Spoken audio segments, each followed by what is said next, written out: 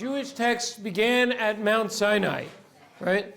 At Mount Sinai, God gave the written and the oral Torah. Those of you who have been for a while know it's not that simple. The written Torah wasn't all given at Mount Sinai. In fact, some of it might have been given before and much of it might have been given after, right? But one thing is clear, Hashem gave the written Torah to the Jewish people.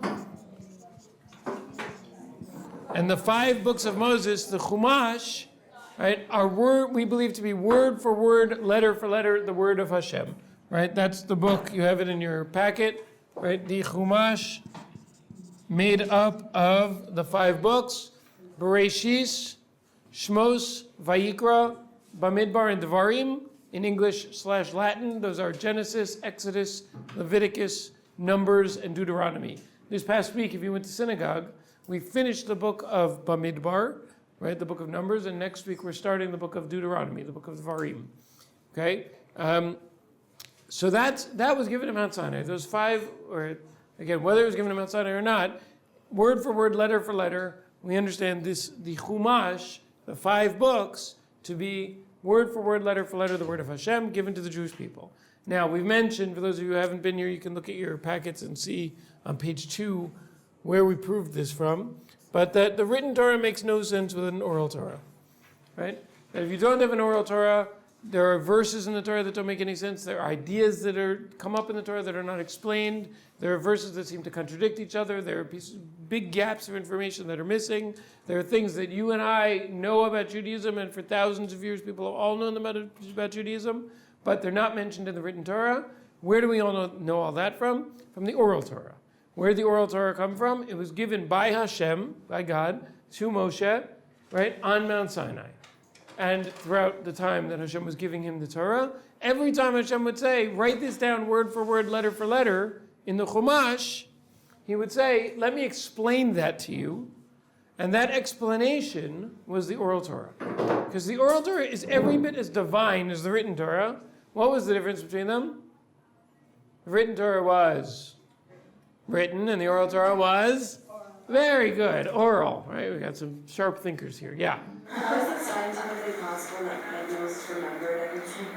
Okay. Because it's so much. Yeah, good. So the answer, there's several different answers to that question, right? Most of the time the question people ask is, how could it have gotten passed down from generation to generation without mistakes? That we've discussed, and we can discuss again another time if you want to. How did Moshe, who was told all of this mostly on Mount Sinai for 40 days and 40 nights, when he came down, how did he remember the whole thing? So first of all, we do understand that this was somewhat supernatural, right? That Moshe, every day for the 40 days and 40 nights he was on Mount Sinai, learned the whole Torah himself. He worked really hard, worked through it, and then he would forget it all at the end of the day. Until on the 40th day, Hashem gave it to him as a present. Okay, whatever that means. So we do understand that there was a supernatural element to the fact that Moshe knew the whole Torah. Right, but the other thing that we've said, and again, we've explained this in great detail, to say it quickly, is that the oral Torah was really made up of principles, right? Now, you and I, like we look at their 2,711 pages of the Talmud, and we say, how could anybody know that, all of it, right, backwards and forwards in their head? The truth is there are plenty of people in the world, I know plenty, but there are people in the world who do that. There are people in the world that you could ask them any question in the Talmud. There's somebody who lives here in Jerusalem, right? People go to him and they'll ask him, how many times does this word appear in the Talmud, in the 2,711 pages of the Talmud? And he can tell you, right? Obviously he has a photographic memory, and he's also worked very, very, very, very, very, very hard to memorize it. So there are people who know all of it. But what Moshe knew, and we're going to talk about this today, what Moshe knew was the principles behind what's written in the oral Torah, what's written in the written down form of the oral Torah, right? That's less information, because once you know the principles, then lots of cases come out of that, right? So if you knew, right, like again, in secular law, this is also true. If you really get how property law works, like you really get it, you understand the fundamentals, and you not just know, okay, I memorize this case and I memorize that case, but you really get it. So then somebody come to you and say, what about this case? And you can tell them the answer, right? So that's what Moshe had. Moshe, when he came down from the Torah, from Mount Sinai, he knew, no problem, he knew the oral Torah, meaning he knew all the principles involved, okay? So then, right, so Moshe came down the mountain, he knew the whole written Torah, he knew the whole oral Torah, he handed out written copies of the written Torah, he told everybody, he started teaching everybody the oral Torah, right? That got passed down from generation to generation. We've discussed how, despite the fact that if we would play the game of telephone and I would say something to, what's your name? Olivia. And she would whisper it to the person next to her and go all the way in the room, all the way around the room to, what's her name? To Rachel. We would all laugh because it would sound nothing like, by the time Rachel said it would sound nothing like what I said to Olivia. We've discussed, we're not going to go through it again now, but we've discussed why a rational person could still believe that the oral Torah was passed on from generation to generation in an unbroken chain in a way that nothing got lost, right? We can talk about that another time if you're interested. Okay, now we talked last time about the oral Torah got passed down orally from generation to generation, was not written down, right? The way it worked was there would be certain people in the generation who were the experts in the oral Torah, right? And what learning Torah would be is that people would go to the study hall, the people who learn oral, the experts would sit in the middle, and they would discuss the oral Torah that they had received from the previous generation, right? They would discuss it, they'd ask questions, they'd say, what about this, and what about that, and what about these two things which seem to contradict each other? Everybody else would sit in bleachers around them, and they'd listen in, and they'd say, oh, why do you think he said that? And why do you think he holds that, and he holds that? Why are they arguing, right? And they would discuss it, and they would be taking notes, right? And then those students would hopefully become the leaders, or some of them would become the leaders of the next generation, and then the next generation, they would be the ones sitting in the middle, and the students would be sitting around taking notes from what they said, right? Now, eventually, as we mentioned last time, this is just review, we're going to go on after this. Eventually, as we said last time, as the Jews got sent into exile in about the year 180, 200 CE, right? As the Jews were going into exile, we had a big problem. Because if all the Jews are in one place, that's fine. Everybody can sit around and listen to the experts. But what happens if you're going to be in a place where there are no experts? Or you're going to be the only expert, you have no one to discuss it with. So Rabbi Yehuda HaNasi, who was the leader of the time, lived in a place called Tzipori. Did you guys on your trip go donkey riding? Yeah. Yeah? I have gone in the Okay, so if you've gone donkey riding, right, it's right in the hills there. They show you. You can see Rabbi Yehuda HaNasi's house, right?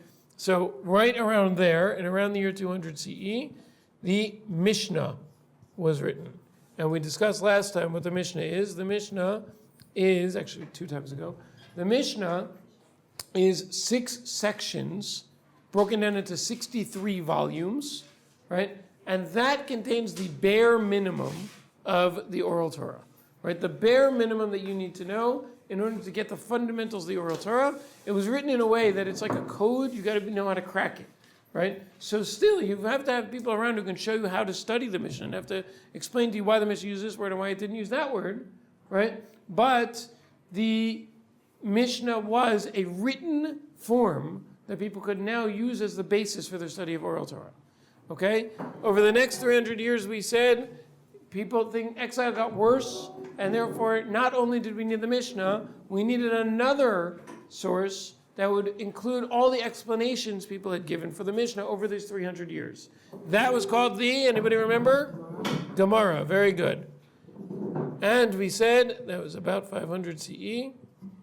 And what do we call this book of Mishnah plus Gemara?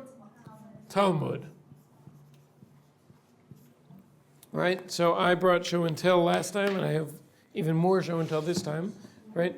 This is one volume of the Talmud. What do we call a volume of the Talmud? Anybody remember? A masechta. Masechta means a volume of the Talmud. So I happen to have brought, partially because it's thin and was easy for me to put in my briefcase, right? The one called Rosh Hashanah. What do you think this one's about? Rosh Hashanah. Good, Rosh Hashanah, right? It's about the holiday of Rosh Hashanah, among other things. Okay? Now, just again, I showed you this last time. I'll pick a different one this time. In the middle of this page, those of you who are close can see there's a Mem Taf Nun Yud here, which stands for the word Masnisin, which means our Mishnah. This is a Mishnah, right? From here down to here, right? These about 6 lines. Then it says Gimel Mem. What do you think Gimel Mem stands for? Gam. Good, it means Gam, it spells Gam, and it stands for Gemara, right? So the Gemara explaining this Mishnah, these 6 lines of Mishnah, starts here. It's the last 4 lines of this page, Only the middle is the Talmud. We'll talk about it on the outside soon, right? Then all of this is continuing with Gemara on that Mishnah, right? And all of this up until here. This is a very short Gemara compared to what I showed you last time, right? But so there you got almost 2 pages of Gemara explaining 5 or 6 lines of Mishnah, right? So when people say, I'm learning Gemara, if you've ever heard a guy say that, right, I'm learning Gemara, he's really learning Talmud, right? You can't learn Gemara without learning the Mishnah because the Gemara is an explanation of the Mishnah. But there's so much more Gemara than there is Mishnah that people just refer to it as learning Gemara, okay? But this then was sealed at that point. The Talmud Bavli, the Babylonian Talmud. Why was it called the Babylonian Talmud? Babylonians were ruling.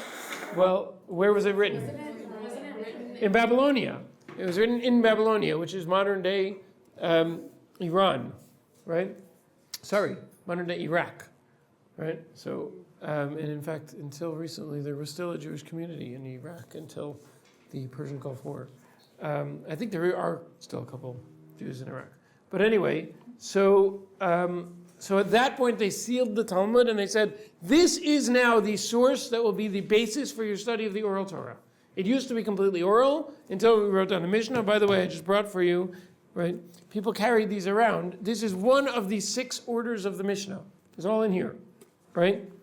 Again, you can see the middle is the Mishnah. Around it is commentary. We'll talk about that, right? This is the whole order, the whole Seder called Nezikin, which is about damages, right? So there are 6 of these, make up the whole Mishnah, right? But this only has the Mishnah. It doesn't have the Gemara. This is Mishnah plus Gemara equals Talmud, okay? Fine. So now we have the Mishnah and Gemara. Now, I mentioned this last time. What is the first thing that starts happening when a Jew writes a Jewish text? People comment on it. Good. People write commentary on it, right? Where there's text, there's commentary. That is always true, right? So we had the Talmud, and now, after the year 500, the people who would come along and learn Torah, they would learn the Talmud, and then they would write down all of their explanations and their ideas about the Talmud, okay? Now, for the 500 years, between 500 and 1,000, unfortunately, persecution was so bad that we don't have many of the writings from that time period. There was a group of people called the Amoraim that almost nobody has heard of, and a group after them called the Gaonim, which means the geniuses, right? That They call themselves. I don't think they called themselves that, but they might have, the students, that was the title they gave, like we call our rabbis rabbi, they would call them Gaon, right? So we had that period, and we don't have that many writings from that time, but about the year 1000 started a time period where we have lots of writings from. That was a time period that we today call the Rishonim. Anybody know what the word Rishon means? Good, right? The first ones. Now, they didn't call themselves that, right? But we, in retrospect, now call them that. They really means the early ones. We're going to come to another group called the Acharonim. What does Acharon mean? The last ones. Those are going to be the later people, right? So the Rishonim, relative to the Acharonim, were the early ones, right? This was about the period between 1,000 and 1,500. And you have heard of some of these people, right? I'll give you an example of who some of the Rishonim were. By the way, just to put everything in context, right? The people from the Mishnah period were called a Tana, or in the plural, Tannaim. And the people from the Gemara period were called an Amora, or Amoraim. Tana means a teacher. Amora, what does the word lemor mean? To say, good, right? These were the speakers, because they were speaking out, they were explaining the Mishnah. These were the teachers, and these were the explainers, yeah. I thought debar means to say or to speak. You know how in Alaska they have a lot of words for snow? So Jews have a lot of words for talking. Right? So, right, you're 100% correct that the word ledaber also means to speak, and lemur also means to say, right? Okay, there's another word, lahagid, which also kind of means to speak. Yeah. Can you repeat what Tannaim means? Teacher? Yes, right? In Aramaic, right? The word Tana means a teacher, and the word Amora means a speaker. Okay? Now, who were the Tannaim? So you've heard of some of them, right? I'll give you some of the Tannaim, just so you can put people in their context, right? You've heard of Hillel? And who was Hillel's study partner? Or his? Shammai, good. And you've heard of Rabbi Akiva? Anybody ever been to Meron? Yeah. To the gravesite of? Good. Rabbi Shimon Bar Yochai was from this time period? Right? There was somebody named Rabbi Meir, if you've ever been to his grave. Right? Rabbi Meir, or Rabbi Meir. Rabbi Meir Balanese, that's him. Right? Rabbi Yehuda. Was Balan Sephardic? Who? Who? Robert Mayer. So there were not yet Sephardim or Ashkenazim at this point. Would the Lubavitch be counted as tonight? No. These people lived in about the year between, before 0 up until 200. Right? The Lubavitcher Rebbe lived in the 1980s. Right? So they were about 2,000 years before that. Right? Okay. So those people are all examples of Tannaim. Right? Amoraim, you may have heard of less, but you will still hear of them. Right? People like, there was an Amora called Rav, and Shmuel, and Rabbi Yochanan, and Reish Lakish. Anybody ever hear of him? And Rav Papa, if you've ever heard of him. Where was the Arizal? Again, the Arizal also came much later, right? These people, again, the Amoraim all lived prior to the year 500 CE, right? The Arizal lived, I think, in the 1600s, right? 1500s maybe. That's the same time period as Baal Shem Tov. Of who? The Baal Shem Tov. The Baal Shem Tov lived in the 1700s, same time the Vilna Gaon lived. Yeah, right. So these people are way back, right? So these people wrote what? And of course, Rabbi Yehuda Hanassi. There's 2 Rabbi Yehudas. What did these people write? The Mishnah, right? And what did these people write? The Gemara, right? Okay, one way, by the way, where was the Mishnah written? I said before, you saw it when you rode your donkeys? Where? In what country? No, the Mishnah was written in Israel, right? The Gemara was written in Babylonia, right? So the Mishnah is written in what language? Hebrew. And the Gemara is written in what language? Aramaic, which is what they spoke in Babylonia, right? Now, interestingly, you see how all these people are called Rabbi? And some of these people are called Rabbi, but some of them are called Rav, right? The reason is anybody who lived in Israel, you could only be called Rabbi if you lived in Israel. At this time period, everybody lived in Israel. At this time period, there were still some people who lived in Israel, but a lot of them, most of them lived in Babylonia. So you will still find some people like Rabbi Yochanan who lived in Israel, but most of them will be people like Rav Papa, right, who lived in Babylonia. And by the way, the 2 people who wrote down the Mishnah, the Gemara, were somebody named Ravina, that was his name, and Rav Ashi. Yeah. Okay, to answer my question. Okay. Today, there are rabbis who live in America. Yes. And so how does that go with it? Yeah, so today the word rabbi doesn't really mean the same thing as what it meant then. So what's the difference? There used to be something called, the process of becoming a rabbi is something called smicha, right? Smicha, we loosely translate as ordination, right? It actually doesn't mean that. It actually means leaning, right? Lismoch. Lismoch means to lean on, right? So there's a process whereby somebody could put his hands on somebody's head and lean on him, right? And transfer to him what had been in him, right? Now today we don't do this, right? This process ended a long, long time ago. But back then there was actually something called smicha, right? And that could only be done in the land of Israel. So to become a Rebbe had to be given to me by somebody else who could pass that on to me, right? Once they were in Babylonia, they couldn't do that anymore. Today we just use the word rabbi literally means teacher. So we just use the word rabbi freely and loosely, but it doesn't, because nobody has real smicha today. So therefore, we just use the word. But then they were very particular about only using the word for the people who actually got that smicha. Yep. There's people like Hillel and Shammai who don't have any prefixes. Yeah, so there are different explanations to why that is. Also over here you have like Rav and Shmuel, right? One explanation is that they were kind of above the title, right? Like once you give a title, so then what do you do with the people who are like super rabbis? So they didn't even need a title. They were just called by their name, right? Yeah, good questions. Yeah. Kind of like that question, and you may have talked about it or will talk about it later. What about like Rashi and Rambam? Oh, we'll get there. We'll get You there. guys know? No, well, Russia's from yeah, hang on, we'll talk about that. We'll talk about Rashi very soon. Okay? So that's the Tannaim, and then came the Amoraim, right? And now the Gemara has been written, the Talmud has been written. Now, that's where we were up to. We were talking about, okay, the Talmud has been written, who came next? So these Rishonim. So the Rishonim started in the year 1000, and one of the earliest Rishonim was a man named Rashi, right? Now, trick question, what was Rashi's name? This is a. Good. With that, yes, yeah, right. I'll tell you Rashi's name in a minute, right? Also, the Rambam, the Ramban, the Ritva, the Rajba, the Ran, good.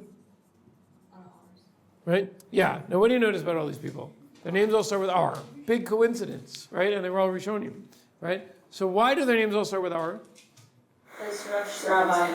Good, because they are all acronyms. There was no guy walking around in Rashi, and there was no guy walking in Rambam, right? Rashi's name in Hebrew was Rabbi Shlomo Yitzchaki, right? Where he came from, instead of saying son of, they would just say Yitzchak. He meant from the house of Yitzchak, right? So he was Rabbi Shlomo Yitzchaki. Reish Shin Yud spells Rashi, right? And today in Israel, you do find some people name their daughters Rashi. Interestingly, it's a girl's name, right? But Rashi was not named Rashi. Rashi's name was Shlomo, right? What about the Rambam? Close. Rabbi Moshe ben Maimon, right? So that's why he's called Maimonides in Greek, right? Because his father's name was Maimon. In fact, if you've been to the Rambam's gravesite in Tiberias, across from him is Maimon's gravesite, which is his father, right? Rabbi Moshe ben Maimon Rambam, right? That's where it comes from, right? The Ramban's name was Rabbi Moshe ben Nachman. Right? That's why he's called Nachmanides in Greek, right? And in Hebrew, Rabbi Moshe ben Nachman. Why do they have Greek names? Well, the Greeks also talked a lot about these philosophers, right? We, in yeshivas, right, you wouldn't hear people call them Maimonides or Nachmanides. That's really that's what the Greeks called them, or the Romans called them that in Latin, right? But we call them the Rambam and the Ramban. But in the greater world, it got passed down from the Greeks and the Romans to call them Maimonides and Nachmanides. Why did the Greeks and Romans decide to take these Jewish philosophers and teach them? Just like, cultures take the best of each culture's philosophers, right? And there's Western philosophy and medieval philosophy, and the Jews were part of this was part of medieval philosophy. Now they would have said, I'm not a medieval philosopher, I'm a Torah scholar, right? But they were explaining philosophy. And in fact, the Rambam, right, was aware of Aristotle, right? And even discusses Aristotle sometimes, right? So their works are very philosophical sometimes, right? So the greater world was interested in their philosophy. Also, by the way, the Rambam, what was his profession in addition to being a Torah scholar? He was a doctor. In fact, he was the head doctor for the Sultan of Egypt, right? So he was well known throughout the secular world for both his medical and his philosophical contributions. That's why there are a lot of hospitals around North America called Rambam, right? Or Maimonides, right? For those two reasons, right? So that's why all of their names start with R. They are all acronyms, right? But now, again, what these people were doing was commenting on the Torah. They wrote commentaries on the written Torah, they wrote commentaries on the oral Torah, and they wrote philosophical works drawing from things that are in the written and the oral Torah, right? Now, let's just talk for a minute about some other words that you hear and what they are.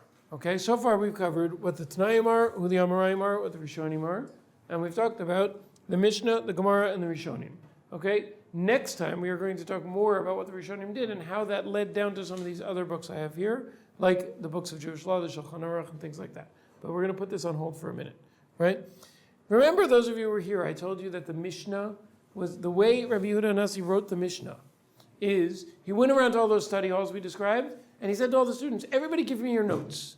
and he ended up with so many notes, right, that he didn't know what to do with them, right? They wouldn't all fit into any kind of usable form. Like the Mishnah is 6 volumes of this, right? It would have been at least 60 volumes of this, right? So he had all this information, and he couldn't possibly include it all here.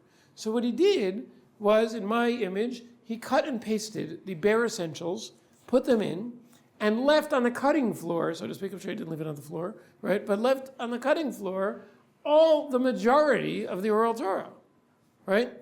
Now, what happened to that stuff? So everything that was left outside of the Mishnah, we refer to as a brisa or a breita. The word bara in Aramaic means outside.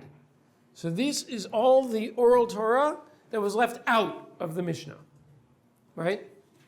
Now, where can I find all of that stuff, right? So first of all, it's often quoted by the Gemara, because the Amoraim, the rabbis of the Gemara period, knew this, even though it wasn't in the Mishnah, and therefore, when they were discussing a certain topic, they could quote a brisa, right, that supports their case, right?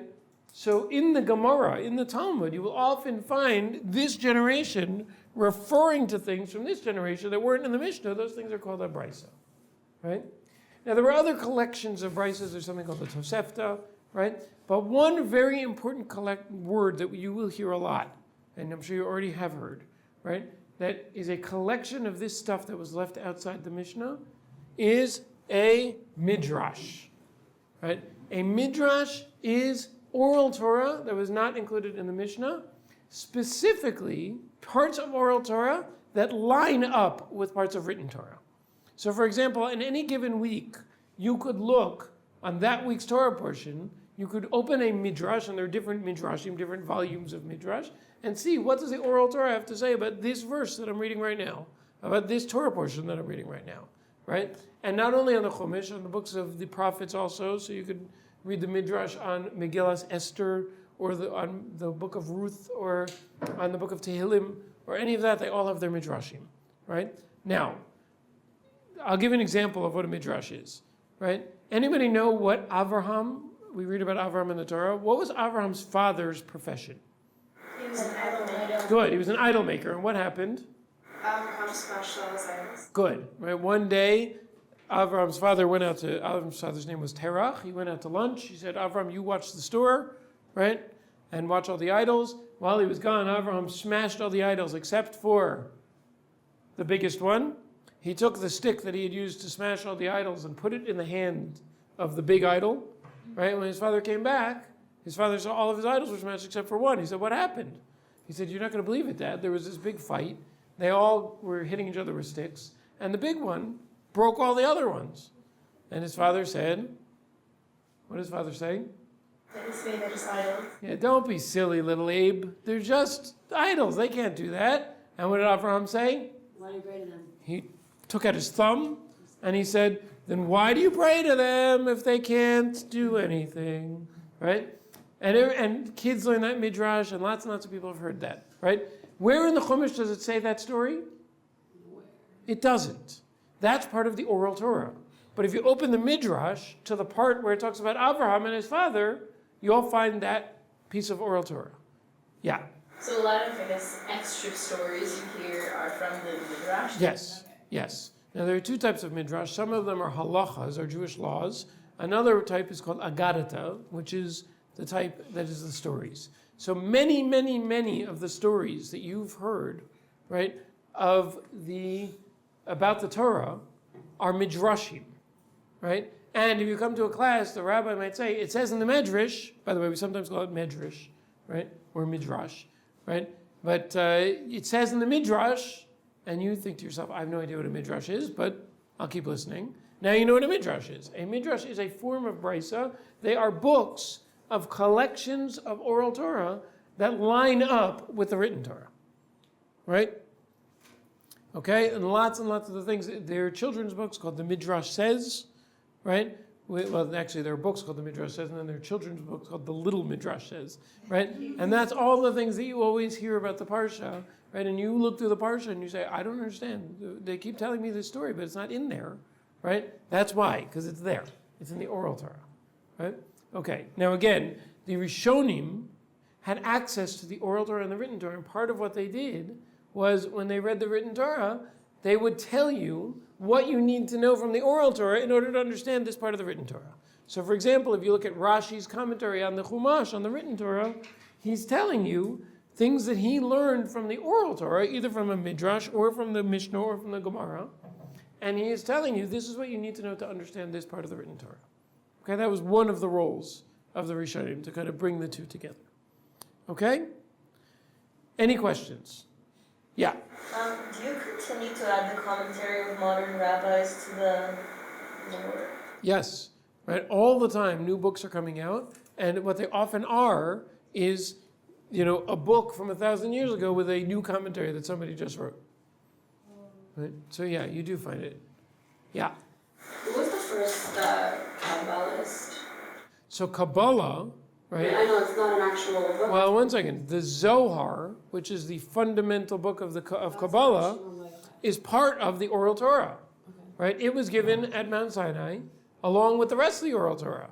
It wasn't written down in the Mishnah, most of the Kabbalah. There are a couple of Kabbalistic Mishnayos, but most of the Kabbalah wasn't written down in the Mishnah. Right? It wasn't written down until Rabbi Shimon Bar Yochai and Rabbi Shimon Bar Yochai came along and wrote it down into a book we call the Zohar. So the Zohar is like the equivalent of the Mishnah, right, for the Kabbalah. But it's all part of the oral Torah that was given by Hashem to Moshe at Mount Sinai. Yeah, okay? All right, so you learned a lot of words today. You know the word Mishnah, you know the word Gemara, you know Mishnah plus Gemara is the Talmud. You know that the commentators were called the Rishonim. You know there was no guy named Rashi. His name was Shlomo, right? And you know there's the Tannaim, the Amoraim. You know what a Brisa is, you know what a Midrash is, right? Not bad for 45 minutes. Okay, Midrash again is collections of oral Torah, Brisas that did not get included in the Mishnah. It's part of the oral Torah, but it lines up with the written Torah. So that's why you hear about it a lot, because it'll line up with this particular verse or particular story in the Chumash. That's where you'll hear the stories that aren't included in the written text. Okay? All right. Thank you for joining us, everybody. Thank you. My pleasure.